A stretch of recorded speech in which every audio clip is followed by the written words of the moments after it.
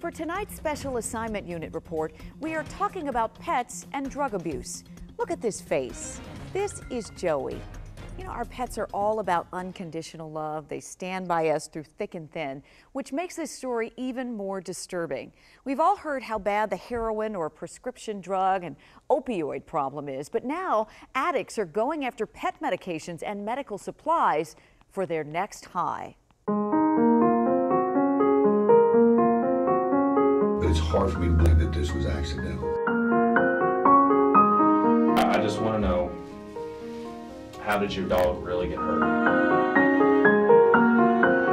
You're looking at police questioning Heather Pereira about cuts to her golden retriever named Alice, lacerations made with double-edged razor blades.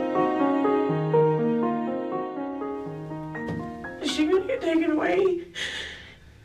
Heather was arrested for slicing her dog on 3 separate occasions to score this: tramadol, a painkiller commonly prescribed by veterinarians. It also has opiate-like effects. Why is the tramadol so important to you?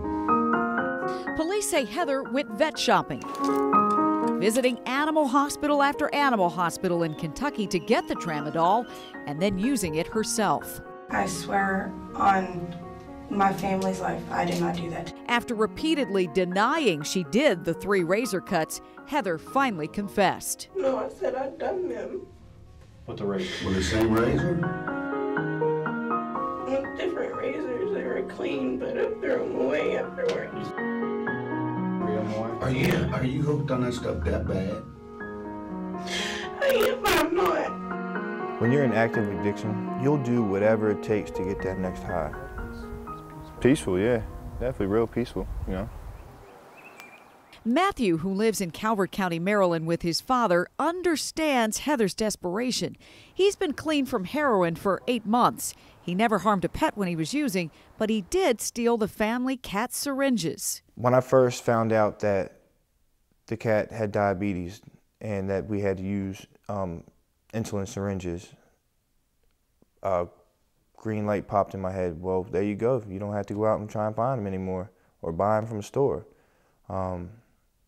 And when I did that, it just became a regular habit to dip in and grab them. We don't know how widespread pet med and supply abuse is. The issue is too new and there's no conclusive data, but veterinarians are trying to be proactive.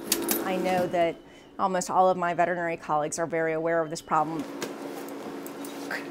Dr. Christy Bennett of Montgomery Village Animal Hospital has seen a few vet shoppers in her practice, but has spotted them right away and their far-fetched lies. Typically, you start to get the excuses of why they need frequent refills.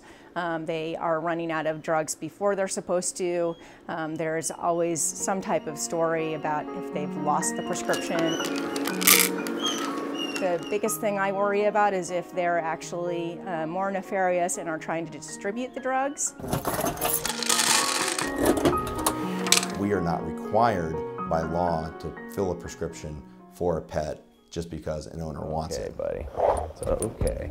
Dr. Jason Ballenbeck is the president-elect of the Virginia Veterinary Medical Association and practices medicine in Leesburg. He and other vets are required to have a tight grip on the medicine they dispense. But he worries there is no system currently in place to electronically track vet shopping, a way for veterinarians to see if pet owners are going from vet to vet. Currently, there is no tracking method between practices. This is why it's so important on the state level to address this and make sure veterinarians are part of the solution. I only took like 3 or 4 out of the bottle, and she actually got the rest. As for Heather, she was convicted of animal torture and obtaining a controlled substance fraudulently. She was sentenced to 4 years in prison. We want to get you help. Heather got out of jail in December after serving 2 years. Police tell us her dog is living with a new family. If you have pet medications in the house, you need to secure them just like human prescriptions. One of our producers had her dog's tramadol bottle on the kitchen counter, and it disappeared after an open house showing.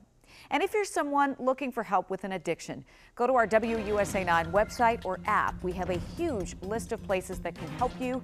Just search Special Assignment Unit. That's for Matthew, who you also saw in the story. His recovery is going really well. He has a full-time job. He's also working with young people, helping them to beat their addictions.